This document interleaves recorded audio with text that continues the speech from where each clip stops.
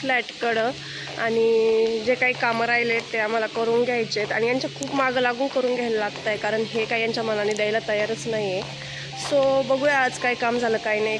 4 ते 5 दिवस झाले, दुपारी 12 वाजता रोज मी चक्कर मारते आहे. तर बघू आज काय झालं काय नाही. फक्त हो हो म्हणताय आणि करायच्या नावाने काहीच पत्ता नाही आहे.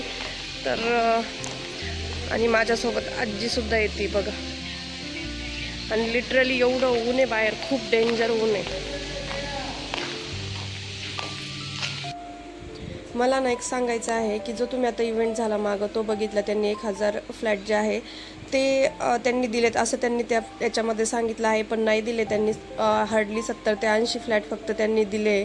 त्यानंतर जेवढे फ्लॅट राहिले ना ते कुठलेच फ्लॅट त्यांनी अजून हँडओव्हर केलेले नाही आणि ते घेण्यासाठी आम्हा लोकांना खूप त्रास होतोय.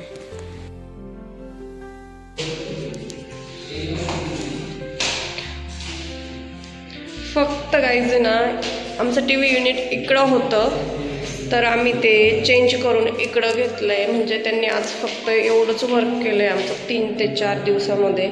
बाकी सगळं तुम्हाला पेंडिंग दिसत असेल, काहीच केलेलं नाही आहे. खाली खूप सारी धूळ पण आहे,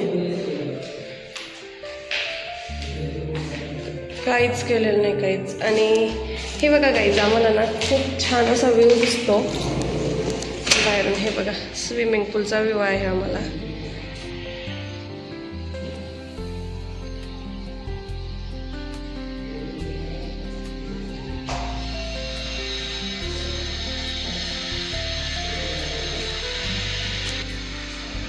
तर लिटरली काहीच काम झालेलं नाही. आजीसुद्धा म्हणते येऊन काहीच उपयोग नाही, एवढं ऊन पडलं आहे बाहेर आणि आम्ही पुन्हा डेली चक्कर मारतो आहे. बट 100% पेमेंटसुद्धा झालं आहे. तर बघू काय होतं काय नाही. काहीच नाही झालेलं आणखी, काहीच नाही. पाणी तर आलं आहे, फ्लश सुरू आहे की नाही बघूया आपण. फ्लश पण सुरू नाही आहे.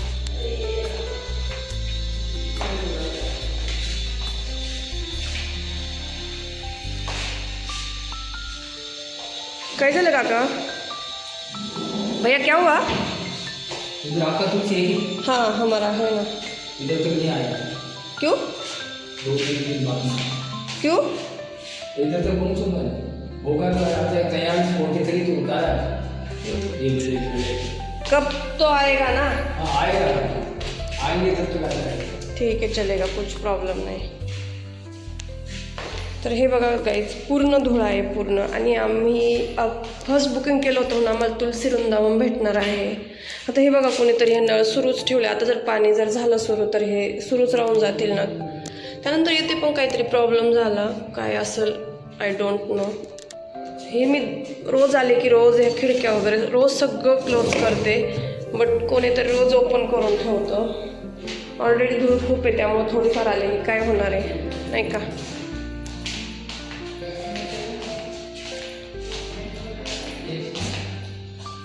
जाऊ दे, पण व्ह्यू एकच नंबर आहे बाहेरचा. काय वाटतं तुम्हाला? व्हॉट यू आर से? रात्री किती अमेझिंग दिसेल गाईज.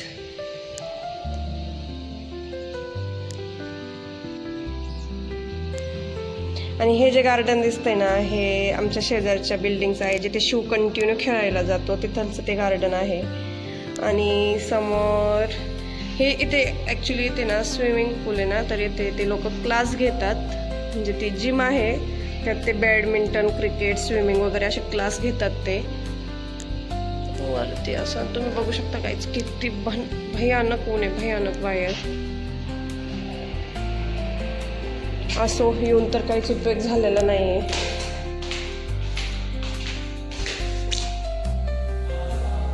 किती धूळ आहे बापरे.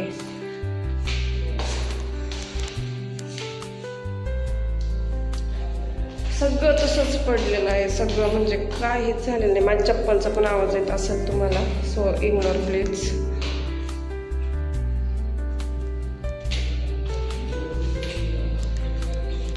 आणि माझी जी मेन गॅलरी आहे ना तिचा थोडासा असा प्रॉब्लेम झाला आहे, बट बेडरूमला असल्यामुळं काही वाटत नाही आहे. तर आम्हाला मेन गॅलरीमधून एवढाच व्ह्यू आहे बाहेरचा. ठीक आहे, नो इश्यू. चलो.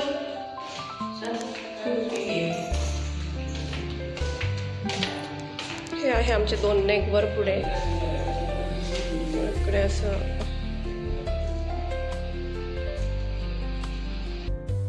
आणि आता 12:30 ते 1:30 वाजले. मी तिकडं फ्लॅटचं चेक करून परत इकडं घरी निघाले. आणि अशा आम्ही दिवसातून खूप सारे चक्कर मारतो. आजीसुद्धा येते माझ्यासोबत. आणि एवढं डेंजर गरम होतं, तुम्हाला माहिती आहे किती डेंजर गरम आहे. पण या लोकांना काहीच घेणं देणं नाही आहे. तर म्हटलं चला आजीला म्हटलं आपण आईस्क्रीम खाऊया, म्हणजे तेवढंच आपलं बरं वाटेल.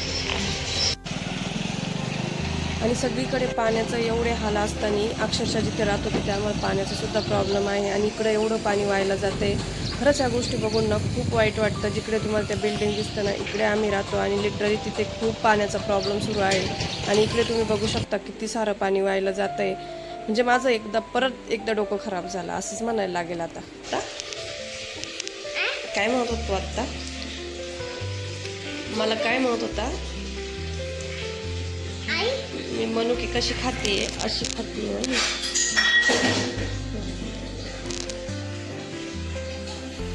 काय म्हणत होत तुम्हाला आता? मी उठून का बरं खाऊ, मी बसून का बरं खाऊ? काय होतं झोपून खाल्ल्यावर?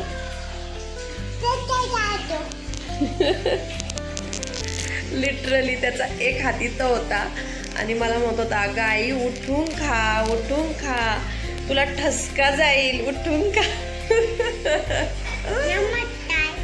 ए नमस्कार ग. काय खातोय रे तू? मनुके खातोय. माझे का घेतले तू? माझे का घेतले?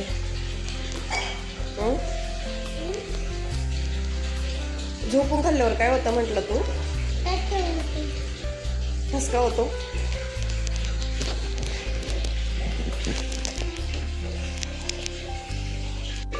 अगं माझं बाळ, लाडाचं बाळ लय हुशार झालं माझं पिल्लू. आहे ना,